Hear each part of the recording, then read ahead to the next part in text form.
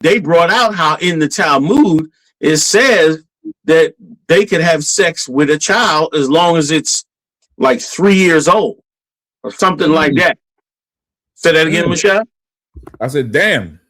Yeah, I mean, it's in the Talmud.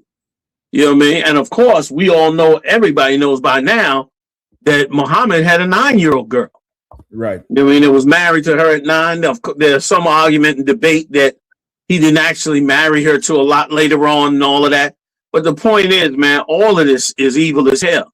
And it will be cleansed by the Lord. And that's why we read in Joel, because it's going to be drawn down into this valley to bring hell down on this entire earth. All of it is going down. And like the only people who under the Lord's guidance will follow the Most High and rise the nation up. And on the very top of the nation will be righteousness, as opposed to wickedness would be in among the children of Israel. That is the real sheep of the Lord. Like when King David sent that heathen to die against the wall. You understand, when the prophets came to him and told him that, you know, that the Lord knew what he did, he spilled himself on the ground. They couldn't even feed him. Like, that's a man of God. They could not even feed him. He would not eat any bread and beg the Most High and beg the Lord also when it came to his child, whom the Lord took from him. You know what I mean? And that's the people you have to have in charge. You can't have people in charge that's just, you know, that are part of an organization in your government that has no rules. They're going to eventually take over everything. And once they take over everything, they're going to kill everybody they can get their hands on. And once they do all of that, then they'll be cannibalizing themselves.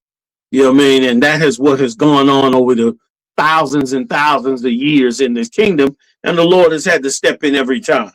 You know what I mean?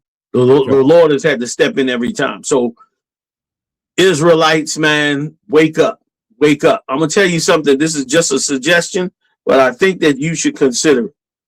Like, these cities in America that blacks and Latinos and Native Indians have lived in, and I'm coming back to the war, have lived in, are, okay, they are almost designed like slave pits.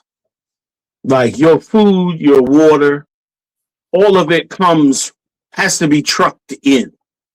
Let's think about that for a second. You're in the city, in one of these major cities. To get your food, to get your water, some truck has to bring it to you. Now, in the past, we all was given land as Israelites. Everybody had a plot of land.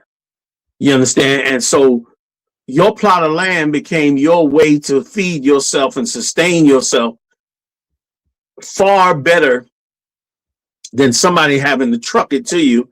And then you having to go work and take the money and give it to them. Like, that's backwards. That's a slave pit. You know what I mean? And a person that's not a slave would be able to produce their own food, their own water from rain barrels or whatever the case is. So what I'm saying to you is, if you can, this is my suggestion at this time, it would be very good to practice growing some food. I'm talking about not moving somewhere. I'm talking about wherever you are. Take a corner of your living room. Go on YouTube. They got vertical towers, all kind of grow lights. It would be wise to learn how to do that right now. It would be wise to learn how to grow a small amount of food in the event that things went wrong.